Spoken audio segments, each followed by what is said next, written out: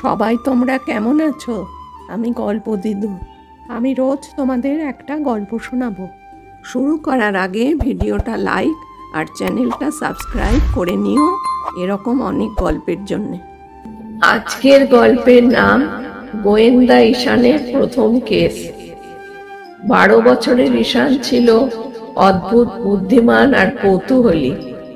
তার ঘর জুড়ে বই, ম্যাগনিফাইং গ্লাস, নোটবুক আর একটা খেলনা পিস্তল।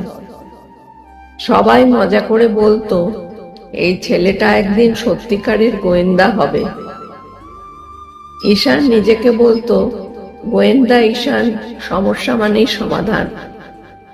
পাড়ার প্রৌঢ়া মিসেস মুখার্জির বিখ্যাত সোনার নথটা হারিয়ে গেছে। প্রতিদিন সকালে সে সেটা পড়েন, আর আজ সকালে উঠে দেখলেন নথ নেই। দরজা জানলা সব বন্ধ ছিল। চোর ঢুকলো কিভাবে? সবাই বলল চুরি নয়, ভুল করে ফেলেছেন। কিন্তু ঈশান বলল না, এটা একটা রহস্য, আমি সমাধান করব। ঈশান প্রশ্ন করল, কবে শেষ পড়েছেন? কারা বাড়িতে ঢুকেছিল? কুকুরের চিৎকার বা অদ্ভুত শব্দ কেউ শুনেছে? সে চোখে ম্যাগনিফাইং গ্লাস নিয়ে ঘর ঘুরে ঘুরে খুঁজল। হঠাৎই সে খুঁজে পেল জানলার পাশে ছোট এক টুকরো ধুলোয় পায়ের ছাপ, ছোট গোল মতো, আর মেঝেতে পড়ে থাকা চকলেটের খোসা।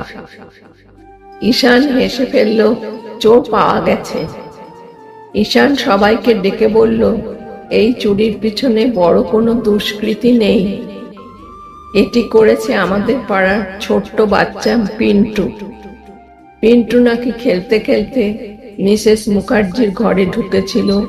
চকলেট খেতে গিয়ে আলমারির ওপর সোনার নথ দেখে সেটা খেলনা ভেবেই নিয়ে যায়। পরে ভয় পেয়ে সেটা লুকিয়ে রাখে মাটির টবের নিচে। সত্যি টব সরাতেই মিলল নথ। সবাই হাঁপ ছেড়ে বাঁচল। মিসেস মুখার্জি হেসে বললেন, তুই সত্যিই একদিন বড় গোয়েন্দা হবি রে ঈশান।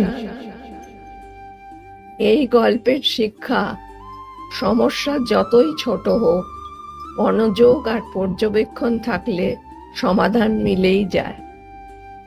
গল্পটা ভালো লাগলে কমেন্ট করে জানিও। তাহলে আজকে আমি আসি, নতুন গল্পের সঙ্গে তোমাদের সাথে দেখা হবে।